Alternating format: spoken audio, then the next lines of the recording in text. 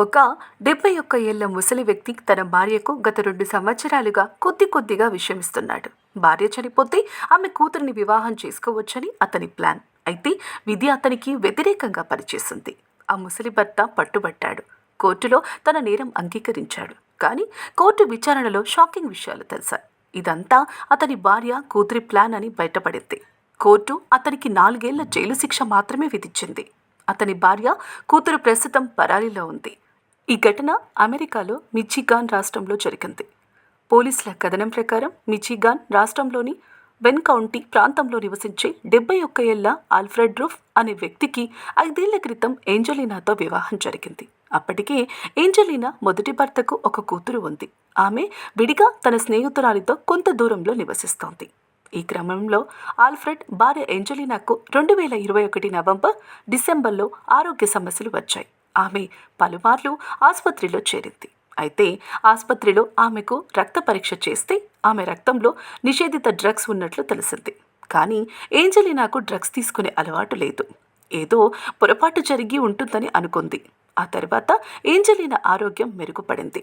అయితే 2022 జనవరిలో ఏంజెలినాకు మళ్ళీ అనారోగ్యంతో తరచూ వాంతులు కావటం, తలనొప్పి, విరేచనాలు, అలసిపోయినట్లు ఉండటంతో మళ్ళీ ఆసుపత్రికి వెళ్ళింది. అక్కడ తన రక్తంలో కొకైన్, ఎండిఎంఏ లాంటి నిషేధిత డ్రగ్స్ ఉన్నట్లు రక్త పరీక్ష రిపోర్టులో తేలింది. డాక్టర్లు ఆమె తీసుకునే ఆహారంలో ఈ డ్రగ్స్ ఉండవచ్చనే అనుమానం వ్యక్తం చేశారు. దీంతో ఏంజెలినా ఇంటికి వెళ్లి తన భర్తను నిలదీసింది. తనకు నిజమేంటో తెలియాలని గట్టిగా ప్రశ్నించింది. భార్య అడిగే ప్రశ్నలకు ఆల్ఫ్రెడ్ నిజం చెప్పేశాడు. తనకు ఇష్టం లేకపోయినా తన చేత ఈ పని చేయించింది మరెవరూ కాదు, ఏంజెలినా కూతురు షెరిల్ అని చెప్పాడు. ఏంజెలినా చనిపోతే ఆమె మొదటి భర్త ఆస్తి మొత్తం షెరిల్ పేరున వస్తుందని భావించిన షెరిల్ తన తల్లి రెండో భర్తతో ప్రేమాయణం నడిపింది. ఈ క్రమంలో షెరిల్ ఆమె స్నేహితురాలు తండ్రి లాంటి ఆల్ఫ్రెడ్తో సంబంధం పెట్టుకున్నారు.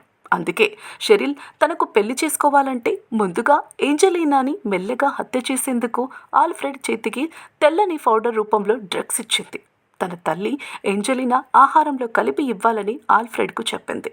ఆల్ఫ్రెడ్ కూడా షెరిల్ ప్రేమలో పడి ఆమె చెప్పినట్లు ఏంజెలినా తీసుకునే పాలు, జ్యూస్ లాంటి డ్రింక్స్లో డ్రగ్స్ పౌడర్ని కలిపేసేవాడు. లోపల ఆల్ఫ్రెడ్కు తన భార్యకు చంపాలనే ఉద్దేశం లేదు. అందుకే షెరిల్ చెప్పిన మోతాదు కంటే తక్కువ మోతాదు ఇచ్చేవాడు. కానీ చివరికి తాను చేస్తున్నది తప్పు అని గ్రహించిన ఆల్ఫ్రెడ్ తన భార్య అడిగే ప్రశ్నలకు సమాధానం చెప్పలేక నిజం చెప్పేశాడు. ప్రస్తుతం వెయిన్ కౌంటీ కోర్టు ఆల్ఫ్రెడ్ తన భార్యను చంపాలని ప్రయత్నించలేదని, కానీ తన భార్య కూతురి కుట్రలో పాల్పంచుకున్నాడని చెబుతూ అతడికి 4 ఏళ్ల జైలు శిక్ష విధించింది. అయితే ఈ కేసులో ఏంజెలినా మొదటి భర్త, కూతురు, ఆమె స్నేహితురాలు ఆచూకీ ఇంతవరకు తెలియలేదు. పోలీసులు వారి కోసం గాలిస్తున్నారు.